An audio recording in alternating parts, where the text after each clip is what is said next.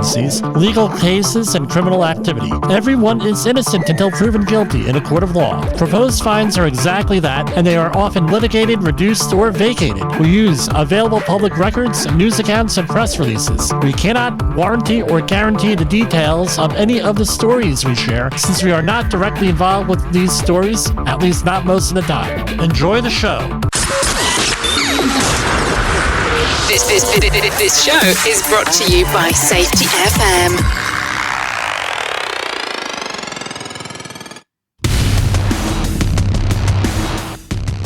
And from the border of... let's try that over again. From the border of liberty and prosperity and the highway to the north, this is Safety Wars. Sometimes you get tongue-tied, especially after being out in the snow all day. Well, it was the snowstorm that wasn't in my area. Up north, about a half an hour up north, they got whacked. But not in the New York City area. We got a little snow. Hype, and more hype. Get everybody to tune in to the weather reports, the Weather Channel, and other weather applications.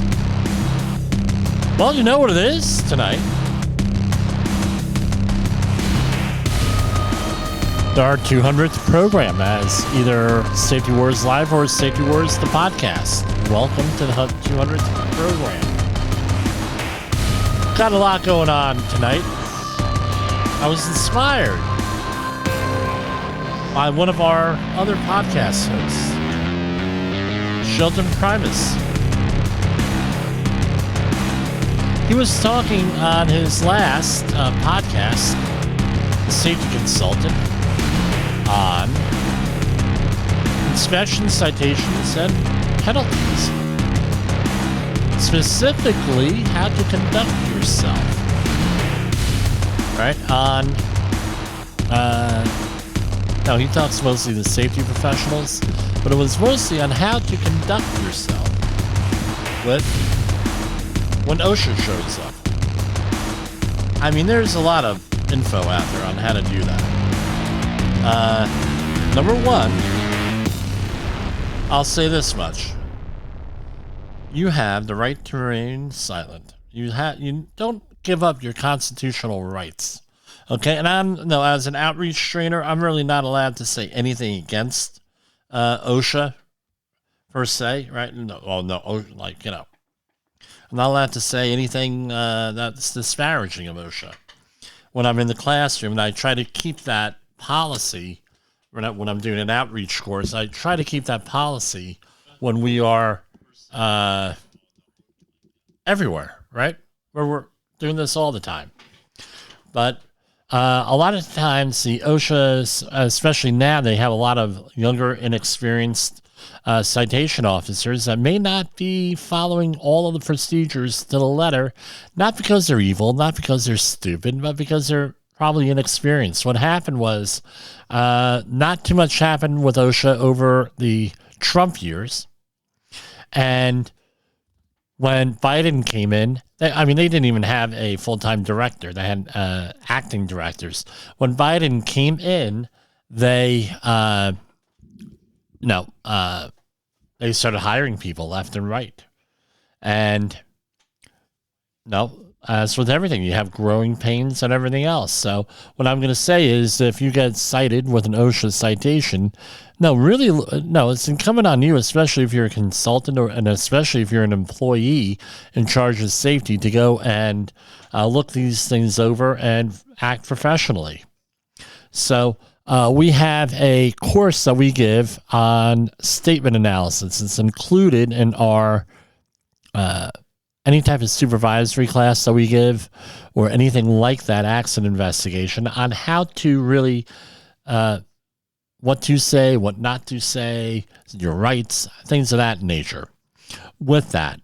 So we're going to really quick, as is my custom, right? If I do news first, I do this first, I do that. I don't ever get to the main story.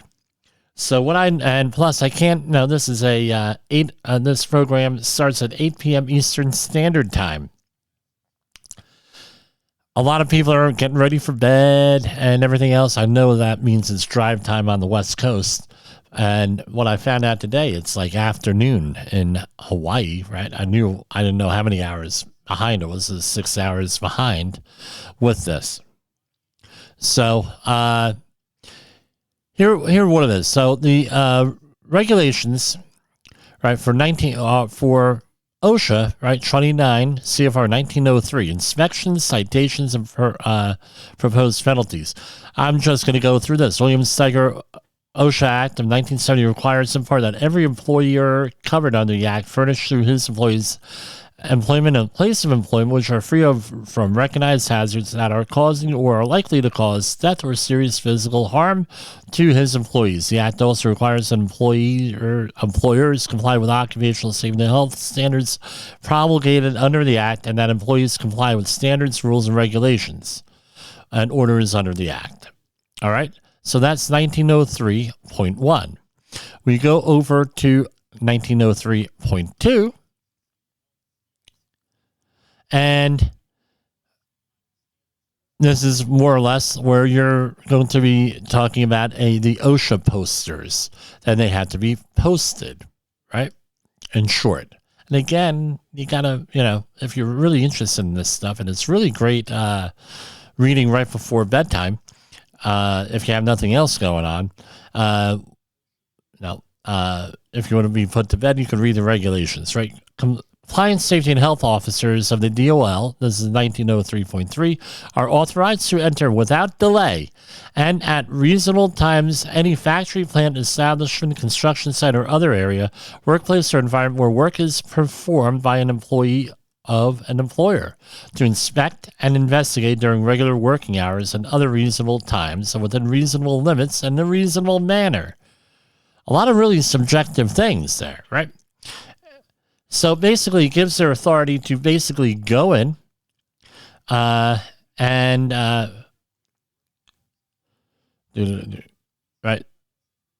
to go in to your workplace. Now, what often happens is this. You have some folks that were not fortunate enough to go through a OSHA outreach course taught by me or someone like me, and you could 845-269-5772 or jim@safetywars.com, and you could go in and have a lot of this stuff given to you, right, or information conveyed for you. So essentially, they have a right to go in. What a lot of employers do, like I was just saying, is that they say, well, who the hell are you, and get the hell out. There was one case in Ohio recently. You could go look back on the OSHA press release page that basically said, hey, the guy said to him, hey, the show must go on. We're doing this. We're blah, blah, blah, blah, blah. Guy cursed out the OSHA compliance officer, allegedly, and everything else. Right off the bat, then it becomes an adversarial thing because a lot of times you just hit at random here with this. Upon a refusal to permit, this is 1903.4a, upon refusal to permit the Compliance, Safety, and Health Officer an exercise of his official duties to enter without delay and at reasonable times any place of employment or any place therein to inspect, review records, going on and on and on and on, right? In accordance with 1903.3, or to permit going on and on and on. The safety so if you give resistance, they're not going to confront you. The Safety and Health Officer shall terminate the inspection or confine the inspection to other areas, conditions, structures, machines, apparatus, devices, going on, right? And the Compliance, Safety, and Health Officer shall endeavor to ascertain the reason for such refusal and shall immediately report the refusal on the reason, therefore, to the area director. I think that's a typo there. The area director shall consult with the regional solicitor who shall take appropriate action, including compulsory process if necessary. That means that, now that goes on and on and on, they can get a warrant, is the bottom line. At that point, it's an adversarial situation, and you can get a warrant. They can get a warrant and go in there. So that's the end process, and there are different levels of that. So any permission to enter, and this is 1903.5, any permission to enter, inspect, review records, or question any person shall not imply or be conditioned upon a waiver of any cause of action, citation, or penalty. So, in other words, if they come in, everything is open game, and there are no waivers. You can't say, well, look, I cooperated with them. Why are they busting my chops? 1903.6, this is advanced notice of inspections may not be given except in the following situations. So, in other words, you can't get a phone call from somebody, hey, dude, I was at the coffee shop, this morning getting my coffee, and I saw that compliance officer, and he said that he was going to be going to your facility. Right? That's illegal. You can't do that. All right. The same thing is if anyone in that office makes a phone call, drops the dime and says, hey, look, we're coming to get you. Guess what? That's illegal also. But there are certain exceptions. One of them is if there's an imminent danger, because it's all about saving lives. In circumstances where the inspection can most effectively be conducted after regular business hours or where special preparations are necessary for an inspection, that's when they can give advance notice. Like, for example, you need a security clearance, like a TWIC card or a SWAC card, which is the other kind of card for around here in the Metro New York area, or something like that. Secret clearance with that. Where necessary, you can give advance notice where necessary to assure the presence of representatives of the employer and employees or appropriate personnel needed to aid in the inspection, and in other circumstances where the area director determines that giving advance notice would enhance the probability of an effective and thorough inspection. So this is what we were talking about last week, or maybe it was the 2 weeks before that. No, I was on vacation, where let's say that they have to get some type of special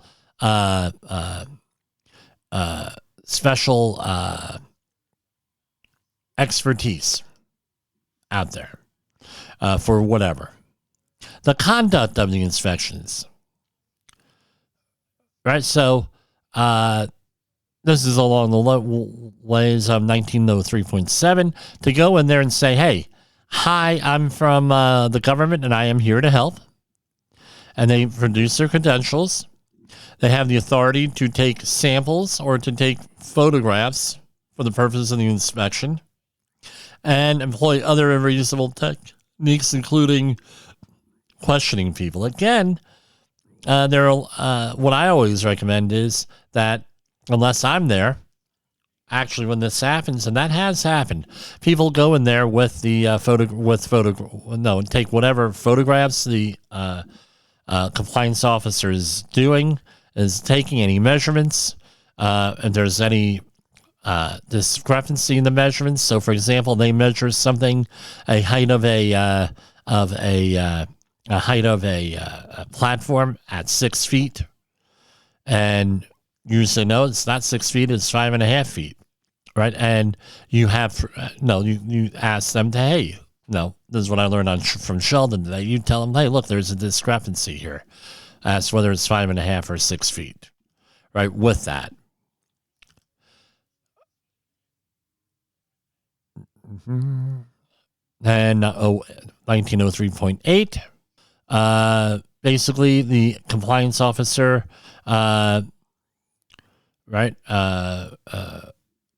basically is in charge of inspections and questioning persons. The compliance officer shall have the authority to resolve all disputes as to who the representative authorized by the employer or employees is for the purpose of the inspection. And basically gives the compliance and safety and health officer carte blanche into everything. And I won't read every one of these. We got stuff on state secrets, but what it comes down to is this. And then it goes into proposed penalties, postings, and things of that nature of abatement verification, and all the stuff going in there. What is the bottom line is they get to run the show. Now, do you have rights? Yes. You have the right to remain silent. You have, and going on with the Miranda rights, going all the way down. You have the right against self-incrimination. You have the Fifth Amendment right, against self-incrimination. Do you have to go and talk to the OSHA person? The answer is no. Be polite. Be polite. Be professional. We're all professionals here. But I've had clients that refuse to answer questions. Now, that doesn't mean that you are not, don't produce records if asked. They're going to ask for your OSHA 300 log. They're going to ask maybe for copies of permits, things of that nature. So, best thing to do is have your stuff in order before you go out there and do it, before the person shows up. Being in an adversarial situation almost never works out well with that. So we're going to go and take our first break, and we'll be back with some news. In the professional safety community, communication and planning are just a few keys to your program's success. The question many practitioners have is, where do I start? Dr. Jay Allen, the creator of the Safety FM platform and host of the Rated R Safety Show, has built a global foundation to help you along the way. Go to safetyfm.com and listen to some of the industry's best and most involved professionals, including Blaine Hoffman with the Safety Pro, Sam Goodman with the Hop Nerd, Sheldon Primus with the Safety Consultant, Jim Pozell with Safety Wars, Emily Elrod with Unapologetically Bold, and many others. As individuals, we can do great things, but as a team, we become amazing. Dial into safetyfm.com today and surround yourself with a powerful force of knowledge and support.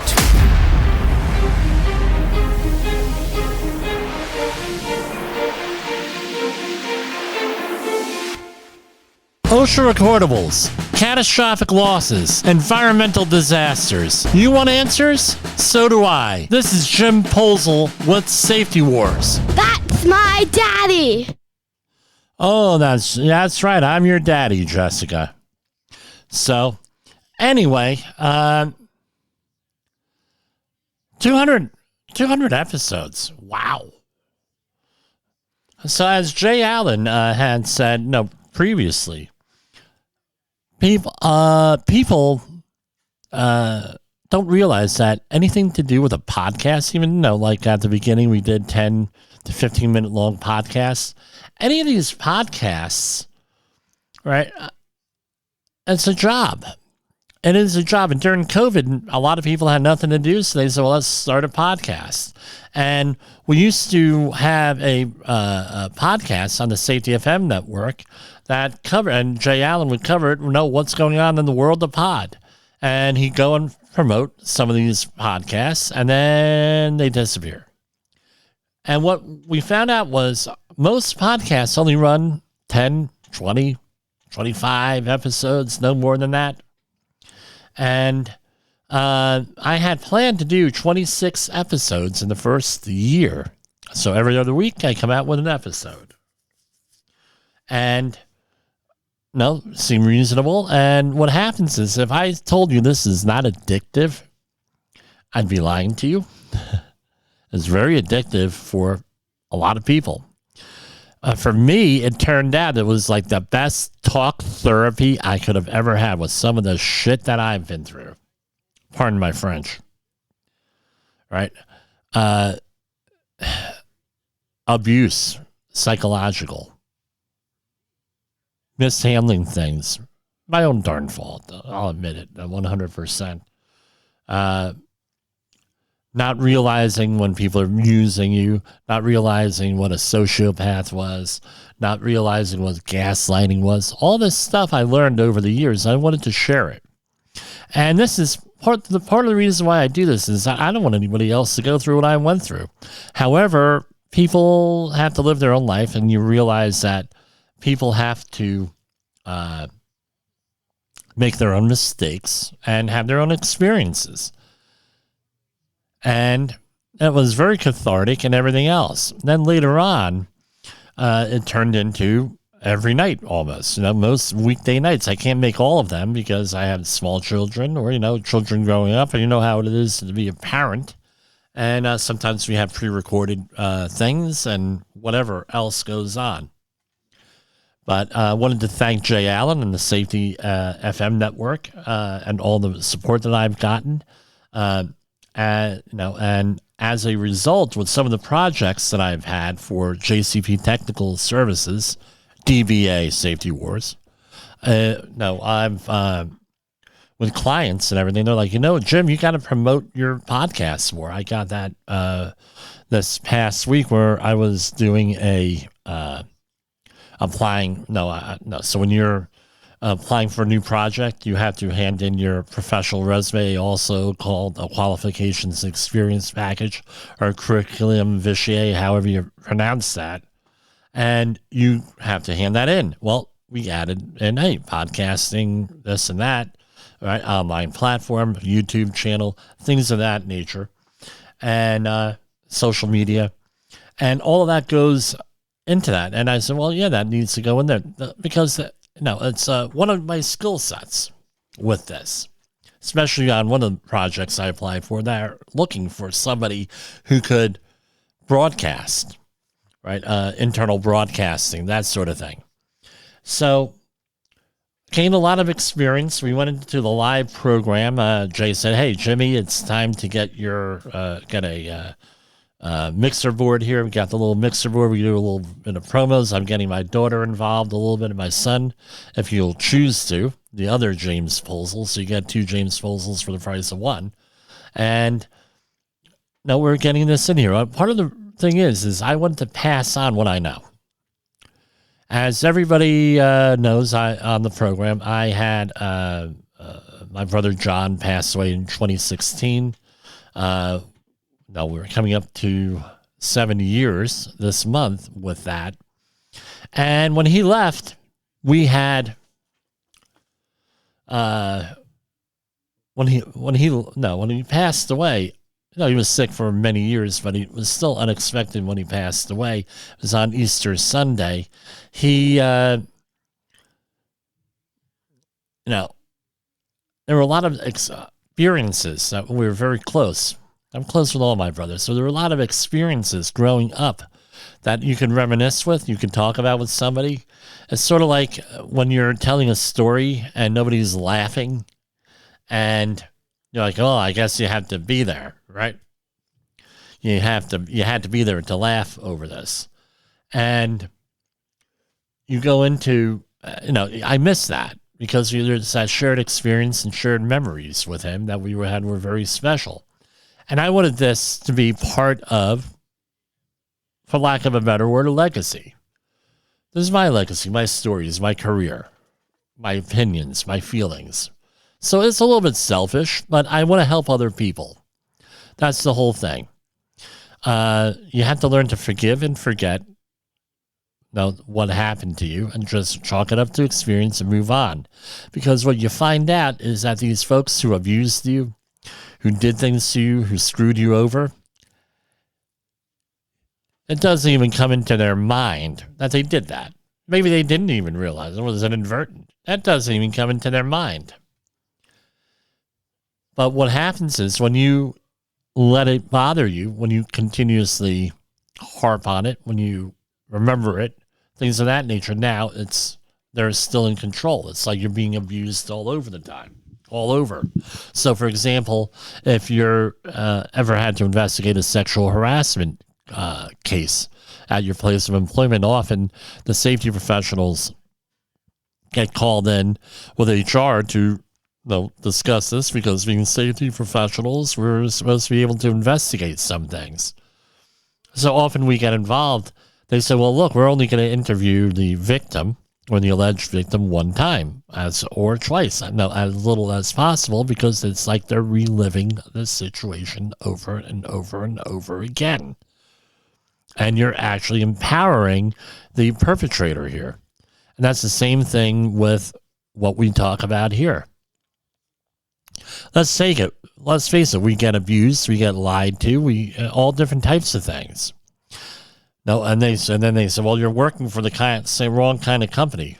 Well, I tell you what, I've worked with many different organizations. It's always the same.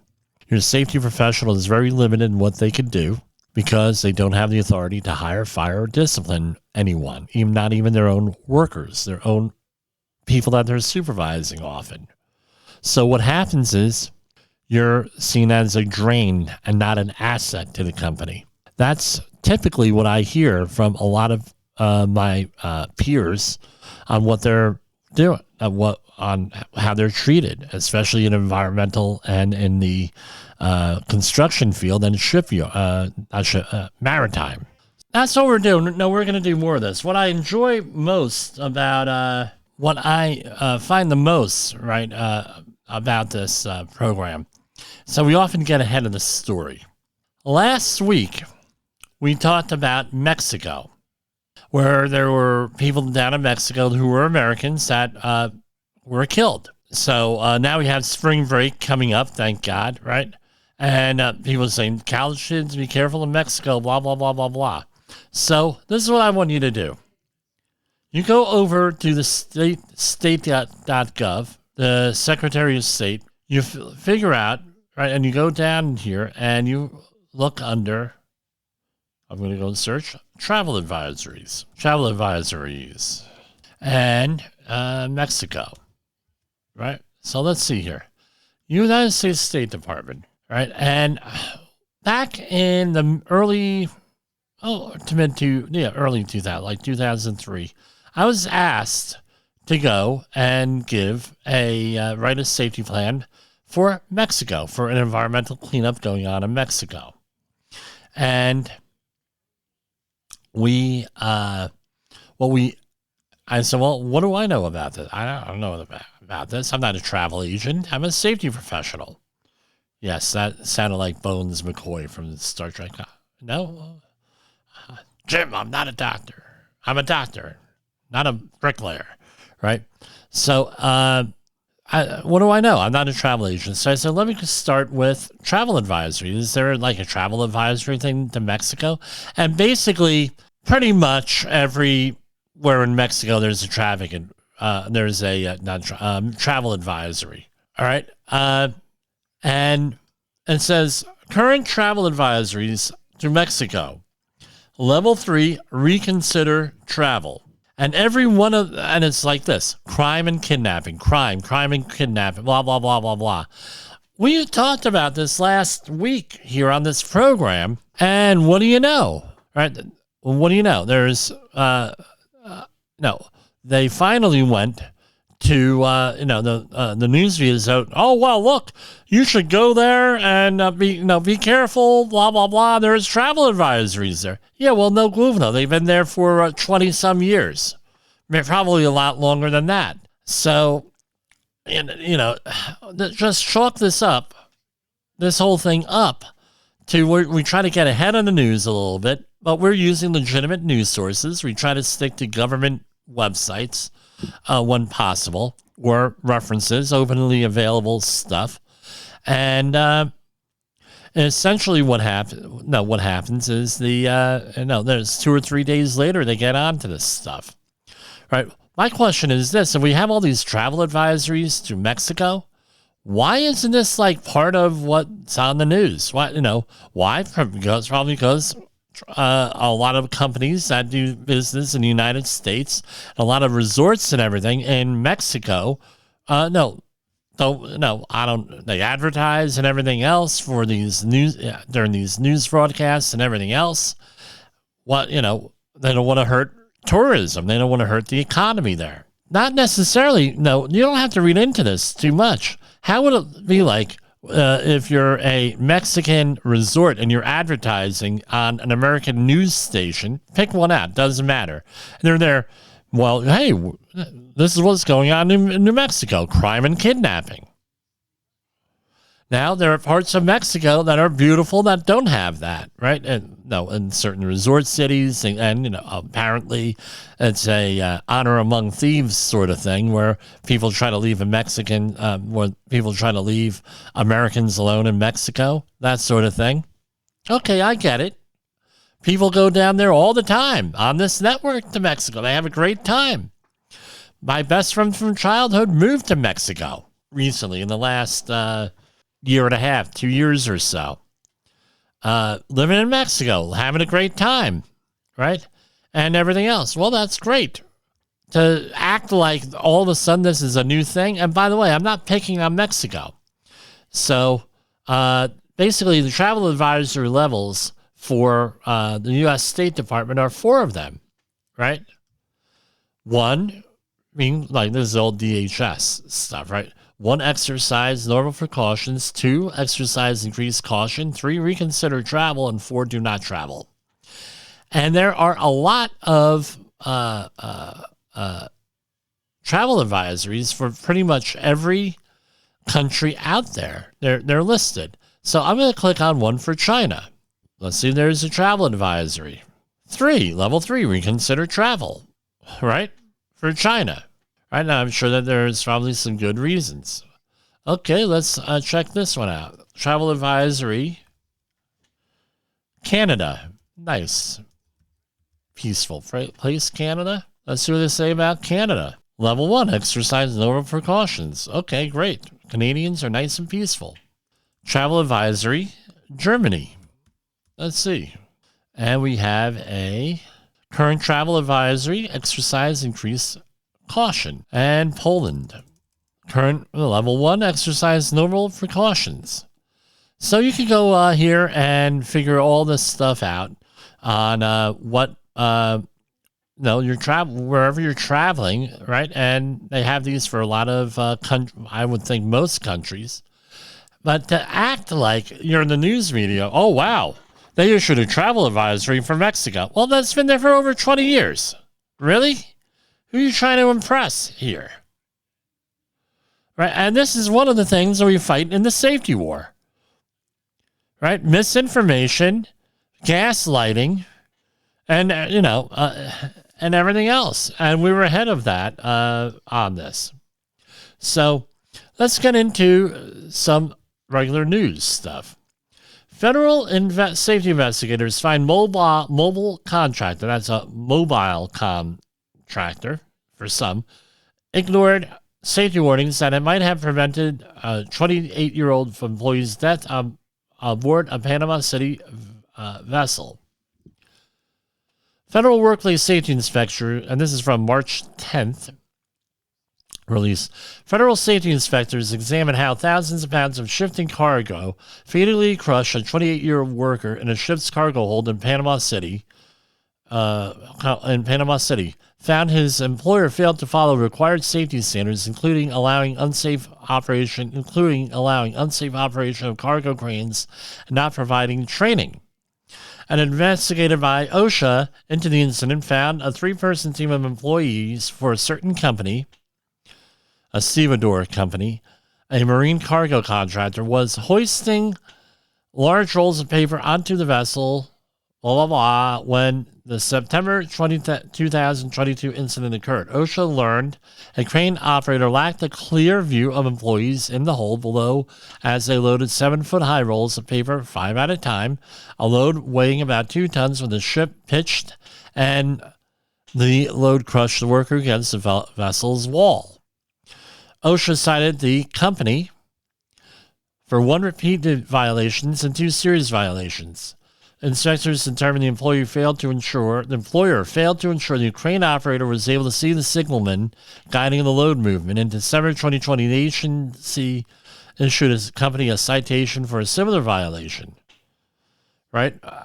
The agency has proposed $43,750 in penalties. Let's click on this. We got when they're available, we'll go through them. Citation of penalty. So this was in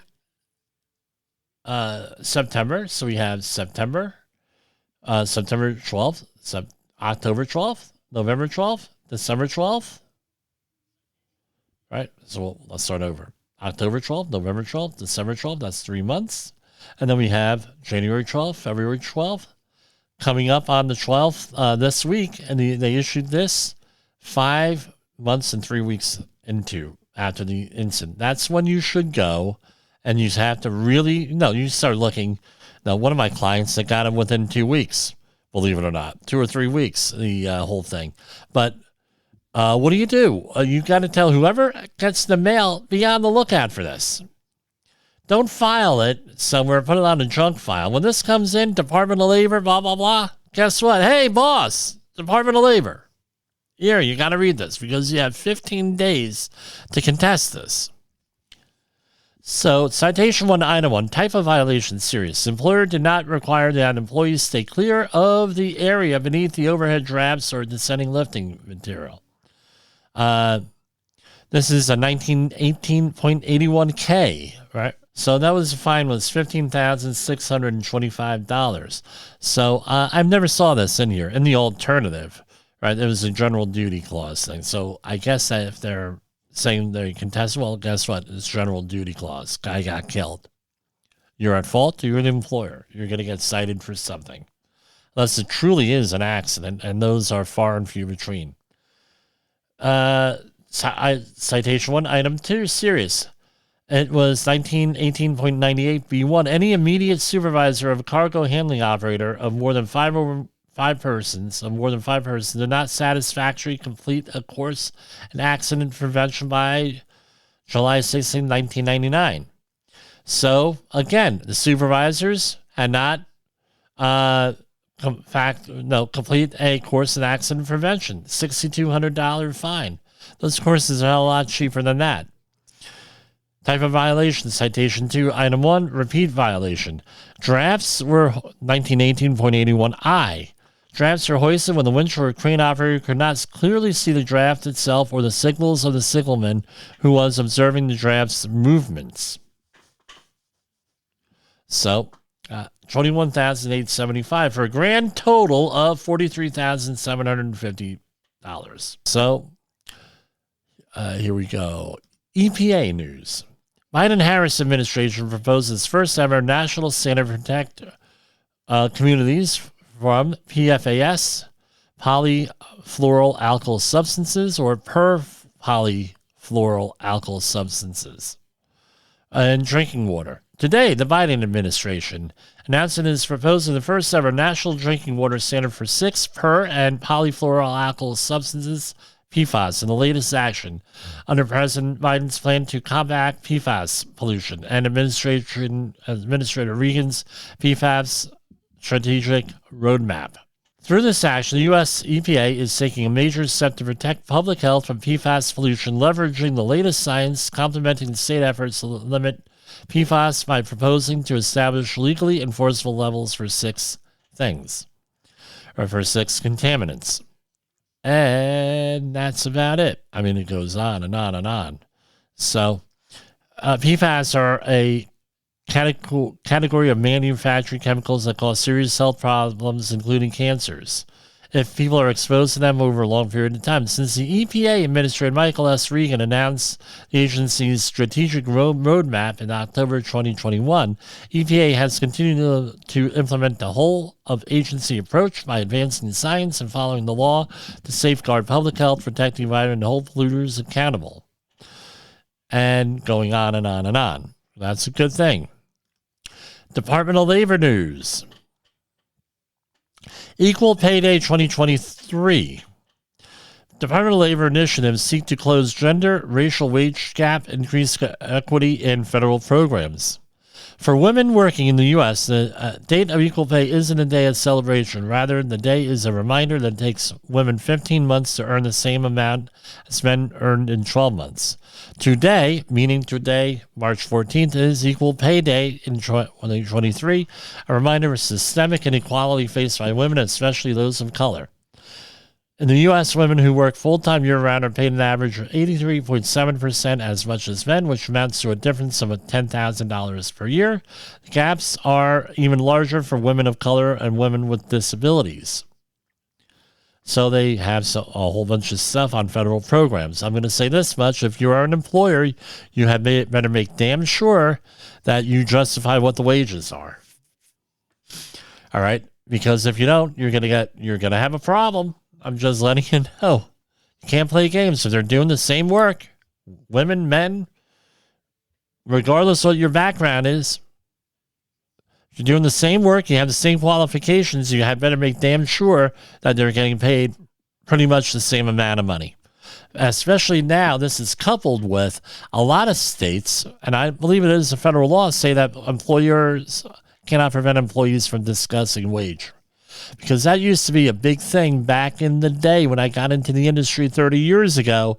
You had to sign a thing in your contract, your employment agreement, as a term of employment. You are not allowed to discuss pay.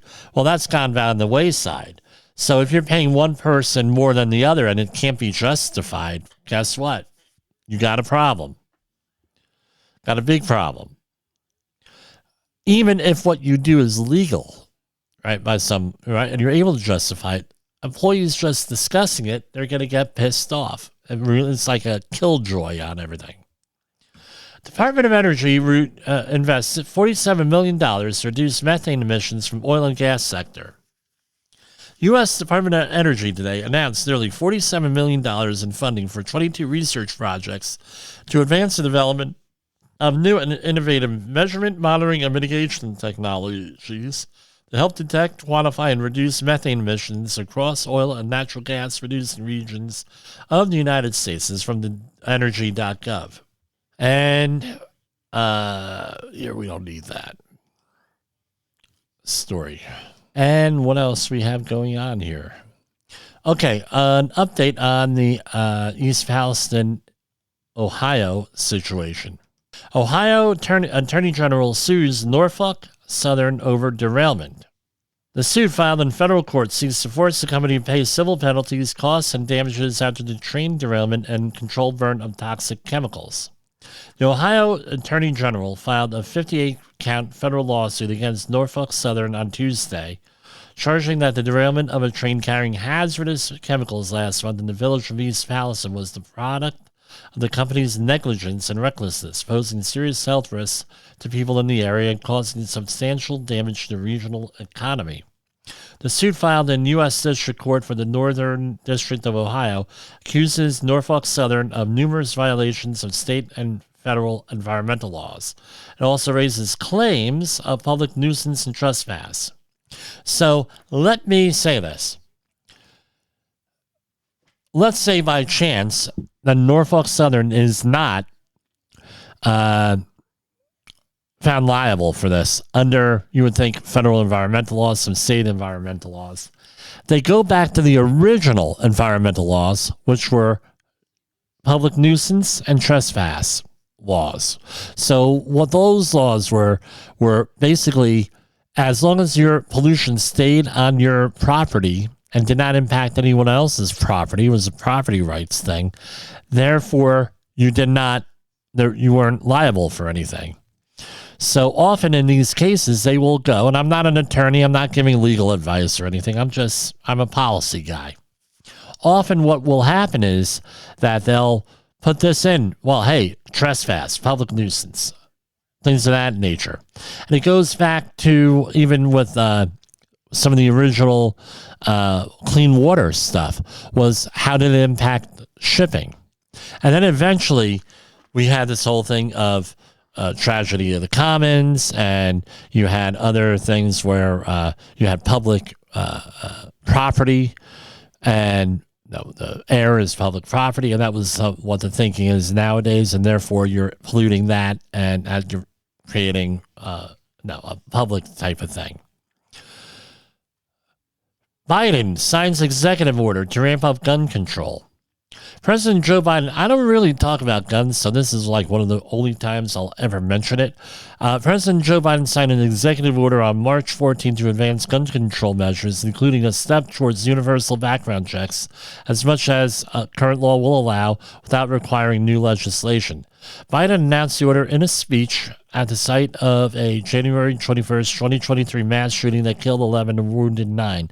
The order increases the number of background checks before firearms sales to get as close to a universal background checks as possible without additional legislation. The executive order promotes the expanded use of red flag laws, scrutiny of the gun industry, and the ability to identify and apprehend shooters. Biden will also ask the FTC to issue Federal Trade Commission to issue a report on the marketing of firearms to children. And according to Biden, this would be accomplished by increased enforcement of the Bipartisan Safer Communities Act. The act will be especially instrumental in implementing two of Biden's most controversial plans. Critics of the change say this would encompass most private sales between individuals, which currently do not require a background check. Russian fighter jet hits American drone over the Black Sea, according to U.S. officials. Right. A Russian fighter jet hit a U.S. drone over the Black Sea on March 14th, the U.S. officials said. The Russian Su-27 aircraft struck the propeller of the drone. The U.S. European Command said in a statement, the impact forced U.S. personnel to bring the drone, an unmanned MQ-9 model, down in international waters. The drone was conducting routine operations in international airspace when it was intercepted and hit by a Russian aircraft, resulting in a crash and complete loss of the MQ-9. Before the collision, two Su-27s dumped fuel on and flew in front of the drone in a reckless, environmentally unsound and unprofessional manner. The statement said, adding the incident demonstrates a lack of confidence in addition to being unsafe and unprofessional. U.S. and allied aircraft will continue to operate in international airspace, and we call on Russians to conduct themselves professionally and safely. Right? I don't know how they hit them. Was it with a missile? Was it with a colliding with it? I don't know. Doesn't say, this article. The National Institutes of Health is doing too little to stop sexual harassment cases among its grant recipients, House Committee Chair alleges. Powerful House Committee Chair wants an explanation from NIH's foot dragging on more than 300 sexual harassment reports from women working for grantees like Yale University that gets billions of dollars annually from the agency in federal research grants. Noting that the NIH has ignored her August 2022 request for information on the issue, House Energy and Commerce Committee Chair Kathy McMorris Rogers, a Republican from Washington, reminded NIH Acting Director Lawrence Tabak of the case of Axel Grothe, an oncologist who continued to co-chair a National Cancer Institute steering committee despite being disciplined by 3 states for inappropriate sexual conduct. Grothe was not removed from the committee until 2 years after complainants contacted the NIH. So, anyway, this is in there. I don't know. Everyone's innocent until proven guilty here. Let's remember that. This is all alleged. Don't know if it's true or not. There's just been accusations and a congressional investigation. This from Kiev, Ukraine. 3 months after Ukrainians celebrated the expulsion by Russian forces from the city of Kherson, it's free of occupation but hardly at peace. A nebulous status that never seemed more clear than on Tuesday as Moscow suddenly stepped up to shelling them. Ukrainian officials said that Russian forces had bombarded towns and villages on the west bank of the Dnipro River, the front line between the warring sides in the southern Kherson region, pounding them with hundreds of shells from tanks and artillery, dropping explosives from drones. At least 1 person was killed and 6 more wounded. And how much more time do we have? Okay, just under 5 minutes. More flooding is feared as latest storm pummels California. Another in a series of atmospheric river storms swept much of the state on Tuesday with strong winds, heavy rain, and lower elevations and snow in the mountains, worsening flood risks. So, all of those fires, now you got problems with flooding. Unbelievable. They're calling it now an atmospheric river stormed in, wreaking havoc with high winds and flooding that closed roads and schools, knocked out power, and prompted evacuations in vulnerable areas. The storm system, which began going on and on and on. So looking at the markets were up today.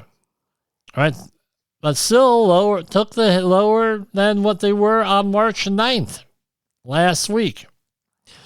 Dow Jones closed up 32,155, S&P 500 39.19, NASDAQ 1148.15, Russell 2000 1776.89. All of those were up. U.S. Treasury notes up 3.68. Bitcoin up to 24,000. Ay. Moving on up. Crude oil is at $71.94 a barrel upon the approval of the Willow Oil project. Talk about speculation and everything else. It's out there. Let's look at the precious metals. Gold down 1911.60. Silver down 21.98. Platinum 1,140 and palladium 1541 even. They're all down today. So that was program number 200. I hope to be here for another 200 more and then into the future. If you need a health and safety consultant, give us a try. 845-269-5772 or jim@safetywars.com. I'll be seeing you tomorrow night. No, actually, I might not be here tomorrow night. We'll figure it out then. All right? So I will take care. Bye-bye. The views and opinions expressed on this podcast are those of the host and its guest and do not necessarily reflect the official policy or position of the company. Examples of analysis discussed within this podcast are only examples. They should not be utilized in the real world as the only solution available, as they are based only on very limited and dated open source information. Assumptions made within this analysis are not reflective of the position of the company. No part of this podcast may be reproduced, stored in a retrieval system, or transmitted in any form or by any means, mechanical, electronic, recording, or otherwise, without prior written permission of the creator of the podcast, Jay Allen. Since we talked about Canada today, we're going to play Oh Canada.